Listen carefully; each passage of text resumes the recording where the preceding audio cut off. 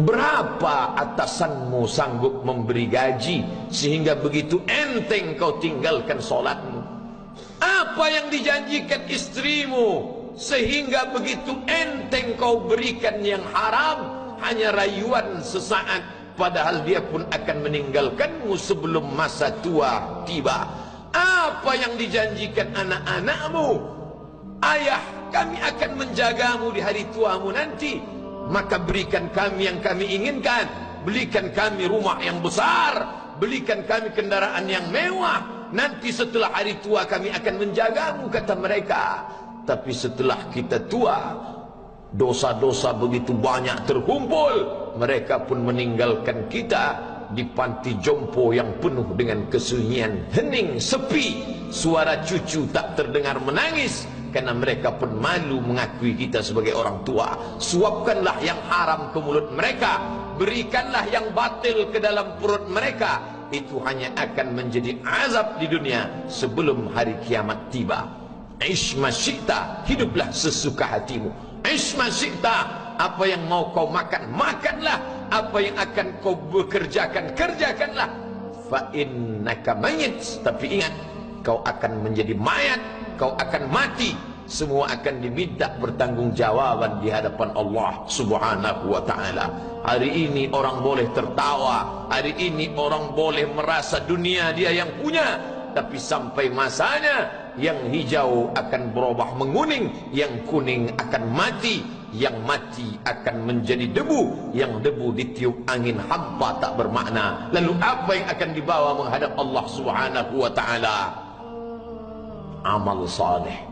Kalau pernahlah mulut itu membaca sepotong dua potong ayat sebelum berangkat bekerja, kalau sempatlah masuk ke kamar mandi mengambil air wudhu, solat sunat duha sebelum berangkat bekerja, kalau sempatlah ketika duduk dalam suasana santai membuka iPad lalu dibuka Quran digital sambil melihat beberapa ayat merenungkan maknanya mengingat mati, kalau sempatlah mulut mengucapkan subhanallah wa bihamdihi subhanallahil azim, kalau sempatlah anak istri dibawa ke masjid iktikaf mendengarkan pengajian, kalau sempatlah beberapa persen dari pendapatan itu dilimpahkan ke rumah anak yatim panti jompo masjid, kalau sempatlah beberapa meter tanah dibeli untuk pembebasan mendirikan rumah Allah, kalau sempat memberikan beberapa karpet untuk rumah yang selalu ditinggalkan, kalau sempatlah membelikan beberapa kilo beras untuk yatim piatu dan panti jompo, itulah yang akan menolong di hadapan Allah. Adapun rumah besar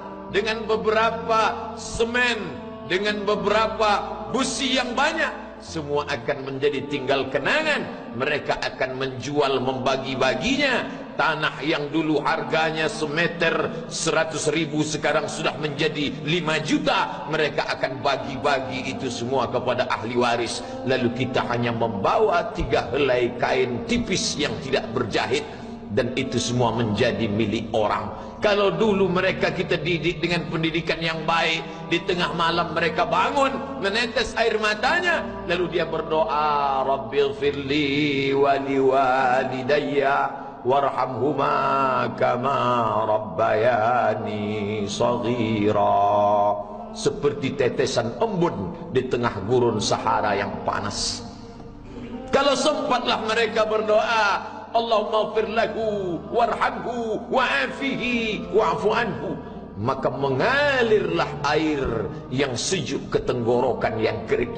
Kalau sempatlah mereka membeli makanan, diundangnya anak yatim, diusapnya kepala, ya Allah, terimalah sedekahku ini untuk almarhum ayahku, almarhumah bundaku. Aku tak dapat membalas budi baik mereka, ya Allah, mereka sudah mendahului aku. Maka akan mengalirlah itu sebagai perlipur lara di tengah alam barzakh sementara kiamat tiba. Tapi kalau mereka hanya dididik dengan keduniawian, dididik dengan kemewahan, disumbat mereka dengan materi, tak pernah diingatkan pada mati.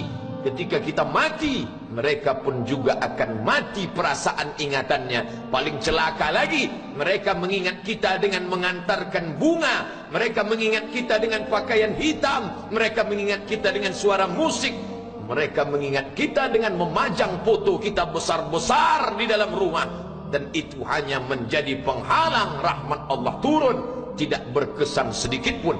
Mereka sedang menyangka kalau dinyanyikanlah lagu kesenangan kita, terobat rindu hatinya. Kalau dipajangnya foto kita, dilingkarkannya karangan bunga, puas rindunya. Padahal itu tidak membuat pengaruh apapun kepada kita di alam barzakh. Maka sayang, buatlah sayang yang mengingatkan sesudah mati.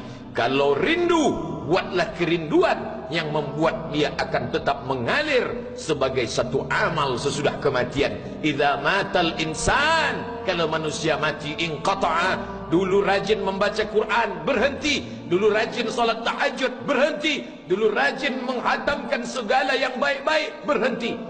Tapi ada yang tetap mengalir. Di antara yang mengalir itu adalah sadaqatun jariyah. Sempat membelikan beberapa bungkus nasi. Nampak orang tua di panti jompo menyuap nasi itu, menggeletar tangan mereka karena usia lanjut, menetes air mata. Kita bukan sedang melihat orang tua, kita bukan sedang melihat orang lain. Saat itu kita sedang melihat potret diri kita 30 tahun yang akan datang. Di mana aku 30 tahun akan datang? Surga, kenikmatan yang luar biasa. Tapi dia tidak akan dimasuki oleh orang yang biasa-biasa. Solat biasa, baca Quran biasa, zikir biasa, untuk mendapatkan yang luar biasa. Maka itu bukan perimbangan ibadah yang fair. Hanya dengan solat wajib biasa, hanya dengan baca Quran biasa, hanya dengan zikir biasa, hanya dengan sedekah biasa, berharap akan masuk ke dalam surga yang luar biasa, maka sungguh bukan suatu perimbangan perniagaan yang seimbang antara makhluk dengan Khalik Allah Subhanahu wa ta'ala.